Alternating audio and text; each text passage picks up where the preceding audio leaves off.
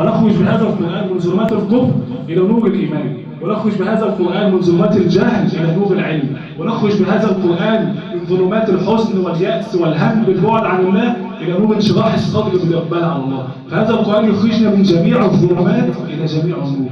قد جاءكم من الله نور، ده أول وصف في الآية، وكتاب مبين ثاني وصف.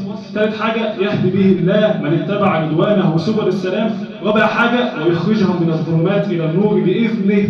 وخلي بالك بإذن دي، إن احنا نخرج من الظلمات إلى النور بإذن الله، مش بشطارتنا ولا بمجهودنا. فتوفيقنا أصلا للصلاة مش بشطارتنا ولا بمجهودنا، توفيقنا للصيام مش بمجهودنا، ولكن كل هذا برحمة الله ومنة الله علينا.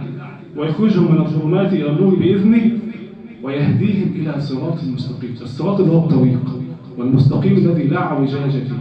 فهذا القرآن نهتدي به إلى الصراط المستقيم في الدنيا، فتحرص على أعمال الجنة، وتحرص على طاعة الله، وتبعد عن أعمال النار، وتبعد عن أعمال أهل النار، وتصل بها في الآخر إلى الجنة مستقر السلام.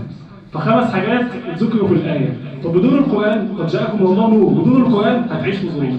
وكتاب مبين، كتاب يوضح لك حياتك. طب بدونه هتعيش كأنك أعمى. قد جاءكم من الله نور وكتاب مبين يهدي به الله من اتبع رضوانه سبل السلام. بدون القرآن مفيش هداية، بدون القرآن مفيش هداية إلى سبل السلام. يهدي به الله من اتبع رضوانه سبل السلام ويخرجهم من الظلمات إلى النور. بدون القرآن مفيش خروج من الظلمات إلى النور. وآخر حاجة خالص ويهديهم إلى صراط مستقيم. فبدون القرآن لا نهتدي إلى أي خير.